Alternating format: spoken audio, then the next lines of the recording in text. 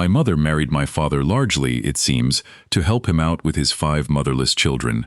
Having any herself was a secondary consideration. But first she had a girl, then she had another girl, and it was very nice, of course, to have them, but slightly disappointing, because she belonged to the generation and the tradition that made a son the really important event. Then I came, and I was a fine, healthy child. She was 40 when I was born, and my father was 49. 4 years later, she had another son, and 4 years later, she had still another son. The desired preponderance of male over female was established, and twice 5 made 10. The gap of 2 generations between my parents and me was easier in a way to bridge than a single generation gap. Children seldom quarrel with their grandparents, and I have been able to think of my mother and father as grandparents. Also, a family of 10 means a dilution of parental affection. The members tend to become indistinct. I have often been called Philip, Richard, Charles. I mean Robert. My father was a very busy man, an inspector of schools for the Southwark district of London, and we children saw practically nothing of him except during the holidays. Then he was very sweet and playful, and told us stories with the formal beginning, not once upon a time, but always. And so the old gardener blew his nose on a red pocket handkerchief. He occasionally played games with us, but for the most part when he was not doing educational work he was doing literary work, or being president of literary or temperance societies. My mother was so busy running the household and conscientiously carrying out her social obligations PG-28 as my father's wife that we did not see her continuously, unless on Sunday or when we happened to be ill. We had a worse, and we had each other, and that was companionship enough. My father's chief part in our education was to insist on our speaking grammatically, pronouncing words correctly, and using no slang. He left our religious instruction entirely to my mother, though he officiated at family prayers, which the servants were expected to attend every morning before breakfast. Punishments, such as being sent to bed early or being stood in the corner, were in the hands of my mother. Corporal punishment, never severe and given with a slipper, was my father's business. We learned to be strong moralists and spent a great deal of our time on self-examination and good resolutions. My Cess. Mr. Rosaline put up a printed notice in her corner of the nursery. It might just as well have been put up by me. I must not say bang bust or pig bucket, for it is rude. We were given very little pocket money, a penny a week with a rise to 2p at the age of 12 or so, and we were encouraged to give part at least of any odd money that came to us from uncles or other visitors to Dr. Barnardo's homes, and this frightened us a bit, to beggars. There was one blind beggar at Wimbledon who used to sit on the pavement reading the Bible aloud in Braille. He was not really blind, but able to turn his eyes up and keep the pupils concealed for minutes at a time, under drooping lids which were artificially inflamed. We often gave to him. He died a rich man and had been able to provide his son with a college education. The first distinguished writer that I remember meeting after Swinburne was P.G. Wodehouse, a friend of one of my brothers. He was then in the early 20s, on the staff of the Globe, and was writing school PG-29 stories in the Captain magazine. He gave me a penny, advising me to get marshmallows with it. I was too shy to express my gratitude at the time, and have never since permitted myself to be critical about his work. I had great religious fervor which persisted until shortly after my confirmation at the age of 16. I remember the incredulity with which I first heard that there actually were people baptized like myself into the Church of England, who did not believe in Jesus.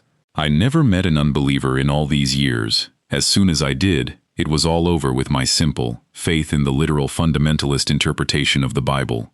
This was bad luck on my parents, but they were doomed to it. One married couple that I know, belonging to the same generation, decided that the best way in the end to ensure a proper religious attitude in their children was not to teach them any religion at all until they were able to understand it in some degree of fullness. The children were sent to schools where no religious training was given. At the age of 13, the eldest boy came indignantly to his father and said, "Look here, father, I think you've treated me very badly. The other chaps laugh at me because I don't know anything about God. And who's this chap Jesus? When I ask them they won't tell me, they think I am joking." So the long-hoped-for moment had arrived. The father told the boy to call his sister, who was a year younger than him, because he had something very important to tell them both. Then very reverently and carefully he told them the gospel story. He had always planned to tell it to them in this way. The children did not interrupt him. When finally he had finished, there was a silence. Then the girl said, rather embarrassed, "Really, father, I think that is the silliest story I've heard since I pudged 30 was a kid." The boy said, "Poor chap, but what about it anyhow?" I have asked many of my acquaintances at what point in their childhood or adolescence they became class-conscious, but have never been given a satisfactory answer. I remember when it happened to me. When I was 4.5, I caught scarlet fever. My younger brother had just been born, and it was impossible for me to have scarlet fever in the house, so I was sent off to a public fever hospital. There was only one other bourgeois child in the ward. The rest were all proletarians. I did not notice particularly that the attitude of the nurses or the other patients to me was different. I accepted the kindness and spoiling easily, because I was accustomed to it. But I was astonished at the respect and even reverence that this other little boy, a clergyman's child, was given. "Heish," the nurses would cry after he had gone. "Oh," they cried, "he did look a little gentleman in his pretty white pelisse when they came to take him away." "He was a fair toff," echoed the little proletarians. When I came home from hospital, after being there about 2 months, my accent was commented on, and I was told that the boys in the ward had been very vulgar. I did not know what vulgar meant. It had to be explained to me. About a year later, I met Arthur, a boy of about 9, who had been in the ward and taught me how to play cricket when I was getting better. I was then at my first preparatory school, and he was a ragged errand boy. In hospital, we had all worn the same hospital nightgown, and I had not realized that we came off such different shelves. But now, I suddenly recognized with my first shudder of gentility that there were 2 sorts of people, ourselves and the lower classes. The servants were trained to call us PG-31 children, even when we were tiny, Master Robert, Miss Rosaline, and Miss Clarissa, but I had not realized that these were titles of respect. I had thought of Master and Miss merely as vocative prefixes used when addressing other people's children, but now I realized that the servants were the lower classes, and that we were ourselves. I accepted this class separation as naturally as I had accepted religious dogma, and did not finally discard gentility until nearly 20 years later. My mother and father were never of the aggressive, shoot-'em-down type. They were liberals or, more strictly, liberal unionists. In religious theory, at least, they treated their employees as fellow creatures. But social distinctions remained clearly defined. That was religion too. He made them high or lowly, and ordered their estates. I can well recall the tone of my mother's voice when she informed the maids that they could have what was left of the pudding, or scolded the cook for some carelessness. It was a forced hardness, made almost harsh by embarrassment. My mother was gemütlich by nature. She would, I believe, have given a lot to be able to dispense with servants altogether. They were a foreign body in the house. I remember what the servants' bedrooms used to look like. By a convention of the times, they were the only rooms in the house that had no carpet or linoleum. They were on the top landing on the dullest side of the house. The gay and unfriendly-looking beds, and the hanging cupboards with faded cotton curtains, instead of wardrobes with glass doors PG-32 as in the other rooms. All this uncouthness made me think of the servants as somehow not quite human. The type of servant that came was not very good. Only those with not particularly good references would apply for a situation where there were 10 in the family. And because it was such a large house, and there was hardly a single tidy person in the household, they were constantly giving notice. There was too much work, they said, so that the tendency to think of them as only half human was increased. They never had time to get fixed as human beings. The bridge between the servants and ourselves was our nurse. She gave us her own passport on the first day she came. Emily Dykes is my name.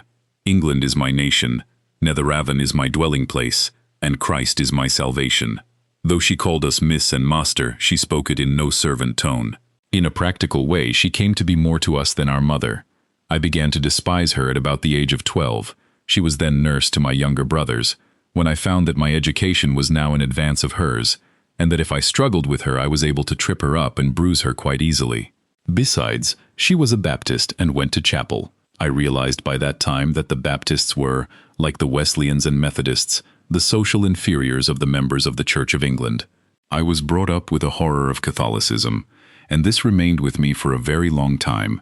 It was not a case of once a Protestant, always a Protestant, but rather that when I ceased to be Protestant, I was further off than ever from being Catholic. I discarded Protestantism in horror of its Catholic element. My religious training developed in me a great capacity for fear. I was perpetually tortured by the fear of hell, a superstitious conscience, and a sexual embarrassment. PG 33. I was very long indeed in getting rid of all this. Nancy Nicholson and I, later on in this story, were most careful not to give our 4 children an early religious training. They were not even baptized. The last thing that is discarded by Protestants when they reject religion altogether is a vision of Christ as the perfect man. That persisted with me, sentimentally, for years. At the age of 19, I wrote a poem called In the Wilderness. It was about Christ meeting the scapegoat. A silly, quaint poem, and has appeared in at least 70 anthologies. Its perpetual recurrence. Strangers are always writing to me to say what a beautiful poem it is, and how much strength it has given them, and would I, etc. Here, for instance, is a letter that came yesterday. Sir, I heard with great delight your beautiful poem In the Wilderness, broadcast from 2LO last night, and am writing to you because your poem has given me strength and hope. I am a gentle lady in need, in great need, not of a gift, but of a loan, on interest of 5%. I also need a kind friend to show me human sympathy and to help me, if possible, by an introduction to a really upright and conscientious London solicitor who will fight my cause, not primarily for the filthy lucre, but because it is waging the battle of right against the most infamous wrong. First of all, I ask you to believe that I am writing you the simple truth. I also am gifted as a writer, but as my physical health has always been a great struggle, and poverty from my childhood has been my lot, and I will not stoop to write down to the popular taste, and perhaps, also, because I have no influential friends to give me a helping hand, I earn very little by my pen. But I know how to wield a pen, and I am PG 34 going to put myself into this letter just as I am. I am not apt to deceive. I hate lies and every form of deception. This letter is a beau sent at a venture, to see if you would like to help a literary sister who is being gravely wronged by her only near relative, an abnormal woman, who has hated her for years without any cause. To be very direct, I need £10 for 1 year at 5%, to be repaid £10 tens. OD. I need it at O. NCs, very urgently, to pay arrears of furnished digs, 3,113s, DULT, milk bill 16s, 8 DUL, grocery bill 10s, 6D, and coal 1s 8D. Then to leave Bolton, the black town of mills which fogs incessantly, and go for a change to Blackpool, then to go up to town to put my legal business into a London solicitor's hands. I will sign a promissory note for 10,000 tens, 0D, to repay a year hence. I am cultured and highly educated and well-born. I was trained to teach on the higher schools, and I hold high testimonials for teaching. But I overworked, and at last became consumptive, and had tuberculosis of both lungs. It was taken early, and I am relatively cured, but my teaching career is broken, and I do so love teaching. In consequentia, see of this, I have a monthly pension from a philanthropic society of 2,001s, 8D. But it is so tiny, I cannot possibly live on it, squeeze as I may. But an inheritance of over £1,000 is mine, which is being wrongly withheld from me by the rogue of a solicitor in whose hands it is. I had 1 brother and 1 sister. The brother had saved money, and insured himself in many ways against his old age. The sister was well married to a man in good position, heartless, and hardened with her worldly life, and abnormally unnatural. She was expelled from 2 schools. She contracted an insane hatred of me, her little sister, and being full of cupidity, has tried to rob me of the little I have. My brother intended me to be his PG 35 heir and inherit all his money. He wrote her this. Boo. He was not a good brother, and I did not visit him. He was a widower without offspring. Then he died suddenly in 1926, Xmas. She got to his house and wired me the death. Afterwards she wrote a few lines but never told me the date of the funeral, and has hid everything about his affairs from me, his declared heir.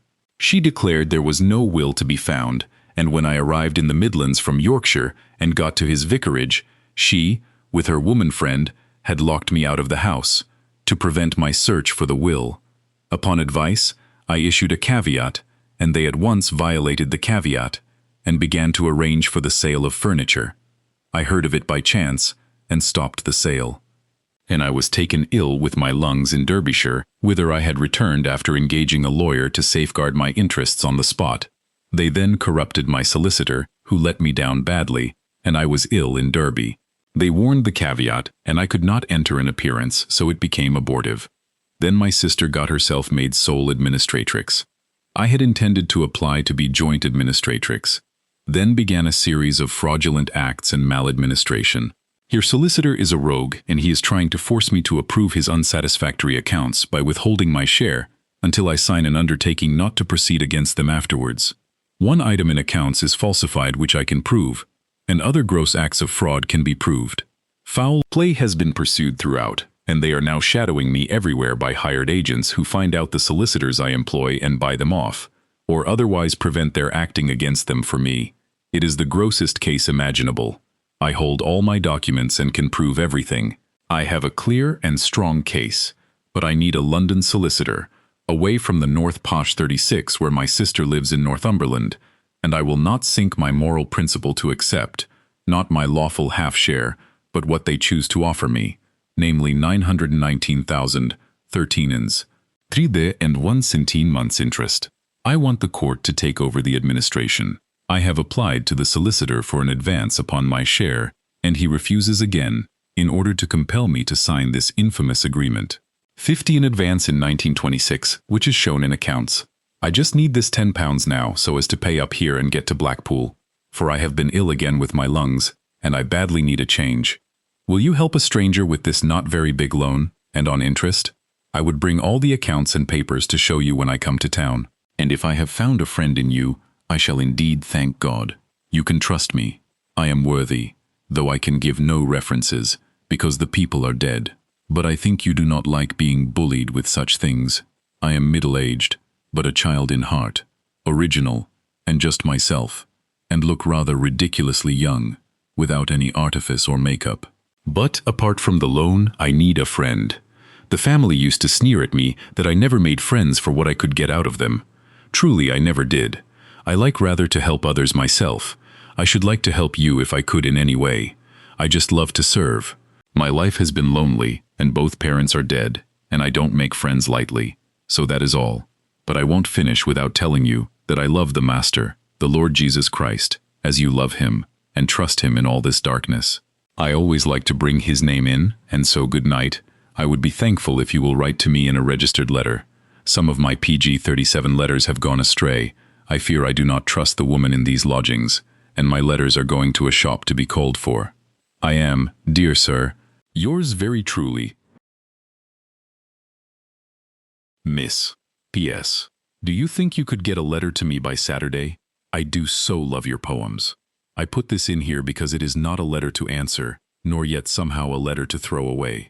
The style reminds me of one of my Irish female cousins, and that again reminds me of the ancient Irish triad, 3 ugly sisters, chatter, poverty, and chastity. I went to 6 preparatory schools. The first was a dame's school at Wimbledon. I went there at the age of 6. My father, as an educational expert, did not let me stay here long. He found me crying one day at the difficulty of the 23 times table, and there was a question and answer history book that we used which began, Question: Why were the Britons so called? Answer: Because they painted themselves blue. My father said it was out of date. Also, I was made to do mental arithmetic to a metronome. I once wet myself for nervousness at this torture, so I went to the lowest class of King's College School, Wimbledon. I was just 7 years old, the youngest boy there, and they went up to 19. I was taken away after a couple of terms because I was found to be using naughty words. I was glad to leave that school because I did not understand a word of the lessons. I had started Latin, and I did not know what Latin was or meant. Its declensions and conjugations were pure incantations to me. For that matter, so were the strings of naughty words. And I was oppressed by the huge hole, the enormous boys, the frightening rowdiness of the corridors, and compulsory rugby football, of which nobody told me the rules. I went from there to another preparatory school of the ordinary type, also at Wimbledon, where I stayed for about 3 years. Here I began playing games seriously, was quarrelsome, boastful, and talkative, won prizes, and collected things. The only difference between me and the other boys was that I collected coins instead of stamps. The value of coins seemed less fictitious to me than stamp values. My first training as a gentleman was here. I was only once PG-39 caned for forgetting to bring my gymnastic shoes to school, and then I was only given 2 strokes on the hand with the cane. Yet even now the memory makes me hot with fury. The principal outrage was that it was on the hand. My hands have a great importance for me and are unusually sensitive. I live a lot in them. My visual imagery is defective, and so I memorize largely by sense of touch. I seem to have left out a school. It was in North Wales, right away in the hills behind Llanbedr. It was the first time I had been away from home. I went there just for a term, for my health. Here I had my first beating. The headmaster was a parson, and he caned me on the bottom because I learned the wrong collect one Sunday by mistake. This was the first time that I had come upon forcible training in religion. At my dame's school we learned collects too, but were not punished for mistakes. We competed for prizes, ornamental texts to take home, and hang over our beds. There was a boy at this school called Ronnie, and he was the greatest thing that I had ever met. He had a house at the top of a pine tree that nobody else could climb, and a huge knife, made from the top of a scythe that he had stolen, and he killed pigeons with a catapult and cooked them up in the tree. He was very kind to me. He went into the Navy afterwards and deserted on his first voyage, and was never heard of again. He used to steal rides on cows and horses that he found in the fields, and I found a book that had the ballads of Chevy Chase and Sir Andrew Barton in it. They were the first 2 real poems that I remember reading. I saw how good they were. But, on the other hand, there was an open-air swimming bath where all the boys bathed naked, and I was overcome by horror at the sight. There was one boy there of 19 with red hair, real bad, Irish, PG-40 red hair all over his body. I had not known that hair grew on bodies, and the headmaster had a little daughter with a little girlfriend, and I was in a sweat of terror whenever I met them, because, having no brothers, they once tried to find out about male anatomy from me by exploring down my shirt neck when we were digging up pig nuts in the garden. Another frightening experience of this part of my life was when I had once to wait in the school cloakroom for my sisters, who went to the Wimbledon High School. We were going on to be photographed together. I waited about a quarter of an hour in the corner of the cloakroom.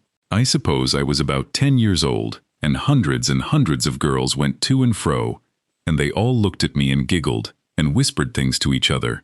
I knew they hated me, because I was a boy sitting in the cloakroom of a girls' school, and when my sisters arrived they looked ashamed of me, and quite different from the sisters I knew at home.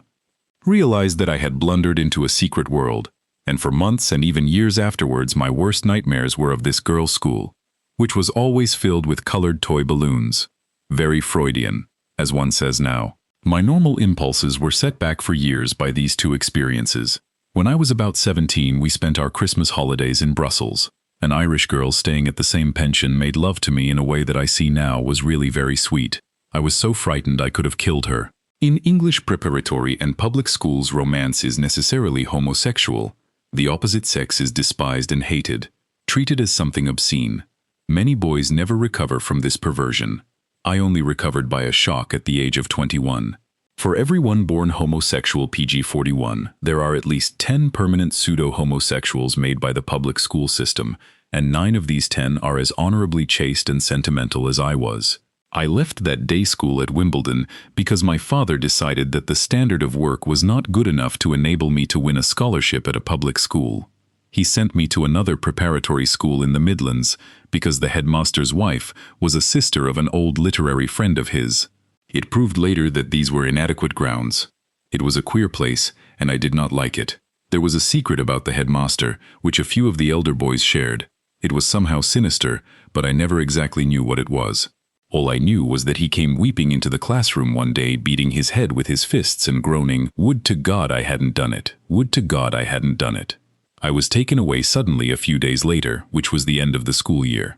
Stir was said to be ill. I found out later that he had been given 24 hours to leave the country. He was succeeded by the second master, a good man, who had taught me how to write English by eliminating all phrases that could be done without, and using verbs and nouns instead of adjectives and adverbs wherever possible, and where to start new paragraphs, and the difference between O and O. He was a very heavy man.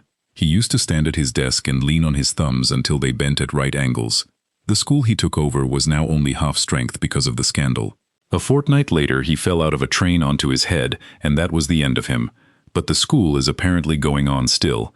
I am occasionally asked to subscribe to Old Boys funds for chapel windows and miniature rifle ranges and so on. I first learned rugger here. What surprised me most at this school, PG 42, was when a boy of about 12, whose father and mother were in India, was told by cable that they had both suddenly died of cholera. We all watched him sympathetically for weeks after, expecting him to die of grief or turn black in the face or do something to match the occasion. Yet he seemed entirely unmoved, and since nobody dared discuss the tragedy with him, he seemed to forget what had happened. He played about and ragged, as he had done before. We found that rather monstrous. But he could not have been expected to behave otherwise. He had not seen his parents for 2 years, and preparatory schoolboys live in a world completely dissociated from home life. They have a different vocabulary, different moral system, different voice, and though on their return to school from the holidays, the changeover from home self to school self is almost instantaneous, the reverse process takes a fortnight at least. A preparatory schoolboy, when off his guard, will often call his mother, please, matron, and will always address any man relation or friend of the family as sir, as though he were a master. I used to do it. School life becomes the reality and home life the illusion. In England, and the parents of the governing classes virtually finish all intimate life with their children from about the age of 8, and any attempt on their part to insinuate home feeling into school life is resented. Next, I went to a typically good school in Sussex. The headmaster was chary of admitting me at my age, particularly from a school with such a bad recent history. Family literary connections did the trick, however, and the headmaster saw that I was advanced enough to win a scholarship and do the school credit. The depressed state I had been in since the last school ended the moment I arrived. My younger brother followed me to this school, being taken PG 43 away from the day school at Wimbledon, and, later, my youngest brother went there straight from home.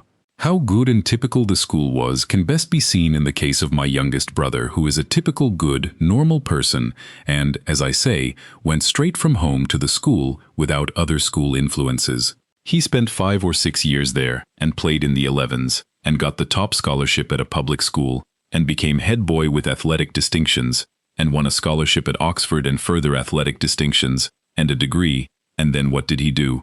As such a typically good normal person, he naturally went back as a master to his old typically good preparatory school, and now that he has been there some years and wants a change, he is applying for a mastership at his old public school and, if he gets it and becomes a housemaster after a few years, he will at last, I suppose, become a headmaster and eventually take the next step and become the head of his old college at Oxford. That is the sort of typically good preparatory school it was. At this school I learned to keep a straight bat at cricket and to have a high moral sense, and my 5th different pronunciation of Latin, and my 5th or 6th different way of doing simple arithmetic. But I did not mind, and they put me in the top class and I got a scholarship. In fact, I got the first scholarship of the year, at Charterhouse. And why Charterhouse? Because of Ilstimi and Imi. Charterhouse was the only public school whose scholarship examination did not contain a Greek grammar paper, and, though I was good enough at Greek unseen and Greek composition, I could not conjugate istimi and imi conventionally. If it had not been for these 2 verbs, I would almost certainly have gone to the very different atmosphere of Winchester. My mother took us abroad to stay at my grandfather's house in Germany 5 times between my 2nd and 12th year. After this he died and we never went again. He had a big old manor house 10 miles from Munich. It was called Laufzorn, which means begone, care. Our summers there were easily the best things of my early childhood. Pine forests and hot sun, red deer and black and red squirrels, acres of blueberries and wild strawberries, 9 or 10 different kinds of edible mushrooms that we went into the forest to pick, and unfamiliar flowers in the fields. Munich is high up and there are outcrops of alpine flowers here and there, and the farm with all the usual animals except sheep, and drives through the countryside in a break behind my grandfather's grays, and bathing in tea. He, Isar, under a waterfall. The Isar was bright green and said to be the fastest river in Europe. We used to visit the uncles who had a peacock farm a few miles away, and a granduncle, Johannes von Ranke, the ethnologist, who lived on the lakeshore of Tegernsee, where everyone had buttercup blonde hair. And occasionally my Aunt Agnes, Baronin von Aufsess, who lived some hours away by train, high up in the Bavarian Alps, in Aufsess Castle. This castle was a wonder. It was built in the 9th century and had been in the von Aufsess family ever since. The original building was a keep with only a ladder entrance halfway up. A medieval castle had been added. Aufsess was so remote that it had never been sacked, and its treasures of plate and armor were amazing. Each baron added to the treasure, and none took away. My uncle Siegfried was the heir. He showed us children the chapel with its walls hung PG-45, with enameled shields of each Aufsess baron, impaled with the arms of the family into which he married. These families were always noble. He pointed to a stone in the floor which pulled up by a ring and said, "That is the family vault where all we Aufsesses go when we die. I'll go there one day." He scowled comically. But he was killed in the war as an officer of the Imperial German staff, and I believe that they never found his body.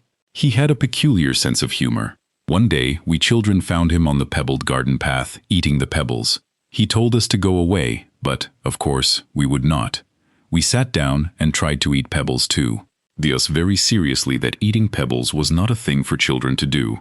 We should break our teeth.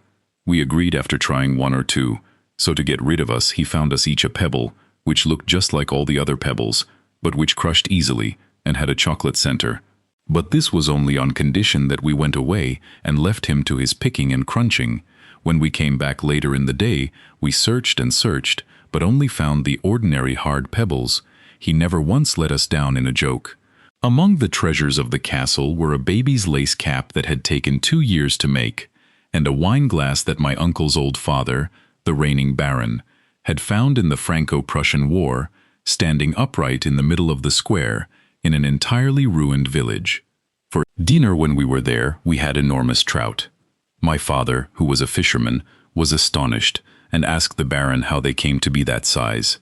The baron said that there was an underground river that welled up close to the castle, and the fish that came out with it were quite white from the darkness, of enormous size and stone-blind. They also gave us PG-46 jam, made of wild roseberries, which they called hetchy-petch. The most remarkable thing in the castle was an iron chest in a small, thick-walled, whitewashed room at the top of the keep. It was a huge chest, twice the size of the door, and had obviously been made inside the room. There were no windows but arrow slits. It had 2 keys. I could not say what its date was, but I recall it as 12th or 13th century work. There was a tradition that it should never be opened unless the castle were in the most extreme danger. 1 key was held by the baron and 1 by the steward. I believe the stewardship was a hereditary office. The chest could only be opened by using both keys, and nobody knew what was inside. It was even considered unlucky to speculate. Of course we speculated. It might be gold. More likely it was a store of corn in sealed jars, or even some sort of weapon. Greek fire, perhaps. From what I know of the Aufsesses and their stewards, it is inconceivable that the chest ever got the better of their curiosity. The castle ghost was that of a former baron known as the Red Knight. His terrifying portrait hung halfway up the turret staircase that took us to our bedrooms. We slept for the first time in our lives on feather beds. Laufsorn, which my grandfather had bought and restored from a ruinous state, had nothing to compare with the Aufsess tradition, though it had for a time been a shooting lodge of the kings of Bavaria. Still, there were 2 ghosts that went with the place. The farm laborers used to see them frequently. One of them was a carriage which drove furiously along without any horses, and before the days of motor cars this was frightening enough. And the banqueting hall was magnificent. I have not been there since I was a PG-47 child, so it is impossible for me to recall its true dimensions. It seemed as big as a cathedral, and its bare boards were only furnished at the 4 corners with little islands of tables and chairs. The windows were of stained glass, and there were swallows' nests all along where the walls joined the ceiling. Roundels of colored light from the stained glass windows, the many teen stags' heads that my grandfather had shot, mounted on the wall, swallow droppings on the floor under the nests, and a little harmonium in one corner where we sang German songs. These concentrate my memories of Laufsorn. It was in 3 divisions. The bottom story was part of the farm. A carriage drive went right through it, and there was also a wide, covered courtyard. Originally, these had served for driving the cattle to safety in times of baronial feud. On one side of the drive was the estate steward's quarters. On the other the farm servants' inn and kitchen. In the middle story lived my grandfather and his family. The top story was a store place for corn and apples and other farm produce. It was up here that my cousin Wilhelm, who was killed in an air fight during the war, used to lie for hours shooting mice with an air gun. I learned that he was shot down by a schoolfellow of mine. The best part of Germany was the food. There was a richness and spiciness about it that we missed in England. We liked the rye bread, the black honey, black, I believe, because it came from the combs of the previous year, the huge ice cream puddings made with fresh raspberry juice, and the venison, and the honey cakes, and the pastries, and particularly the sauces made with different sorts of mushrooms, and the bretzels, and carrots cooked with sugar, and summer pudding of cranberries and blueberries.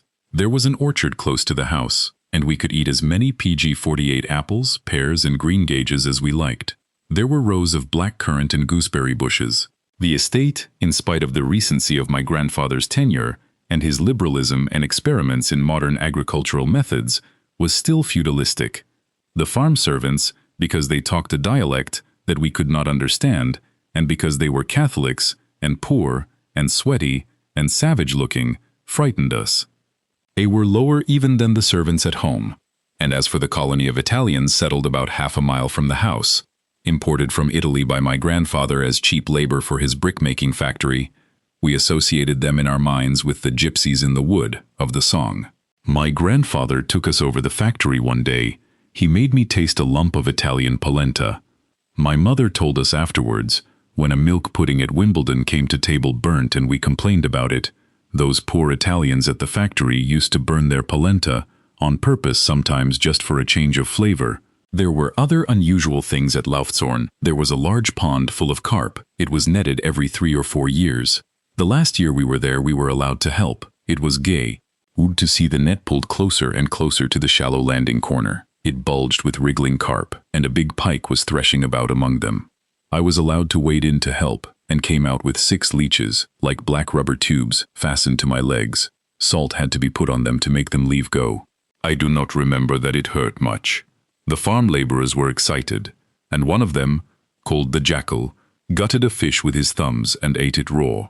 And there was the truck line between the railway station, 2 miles away, and the brickyard. There was a fall of perhaps 1 in 100, from the factory to PG-49 the station. The Italians used to load up the trucks with bricks, and a squad of them would give the trucks a hard push, and run along the track, pushing for about 20 or 30 yards, and then the trucks used to sail off all by themselves to the station. There was a big hay barn where we were allowed to climb up on the rafters and jump down into the springy hay. We gradually increased the height of the jumps. It was exciting to feel our insides left behind us in the air. Then the cellar, not the ordinary beer cellar, but another that you went down into from the courtyard. It was quite dark there, except for a little slit window, and there was a heap of potatoes on the floor. To get to the light, they had put out long white feelers, a twisted mass. In one corner there was a dark hole closed by a gate. It was a secret passage out of the house to a ruined monastery, a mile or 2 away.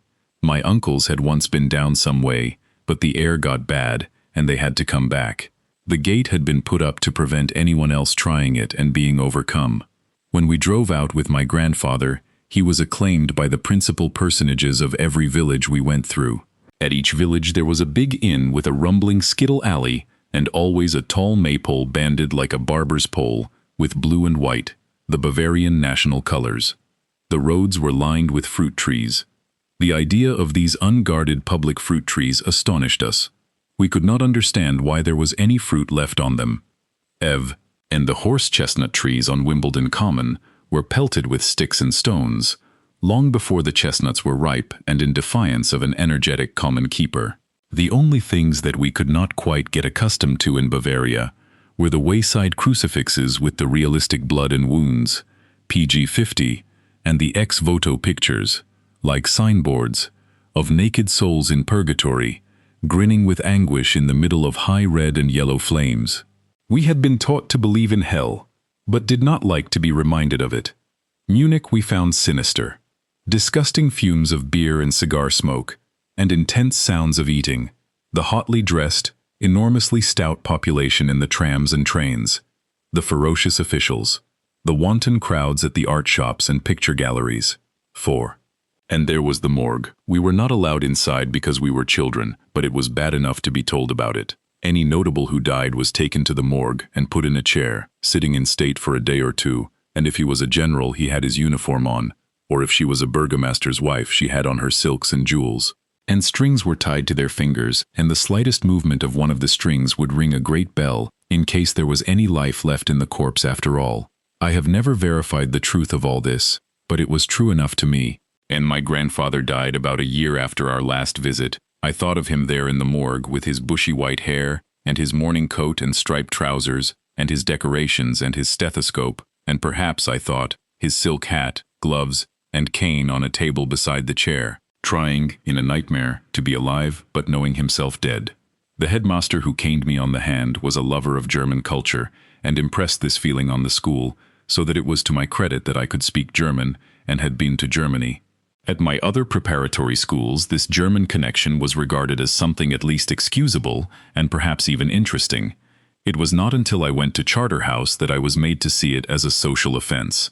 My history from the age of 14, when I went PG 51 to Charterhouse, to just before the end of the war, when I began to realize things better, was a forced rejection of the German in me. In all that first period, I used to insist indignantly that I was Irish, and deliberately cultivate Irish sentiment. I took my self-protective stand on the technical point that it was the father's nationality that counted. Of course, I also accepted the whole patriarchal system of things. It is difficult now to recall how completely I believed in the natural supremacy of male over female. I never heard it even questioned until I met Nancy, when I was about 22, towards the end of the war. A surprising sense of ease that I got from her frank statement of equality between the sexes was among my chief reasons for liking her. My mother had always taken the love, honor, and obey contract literally.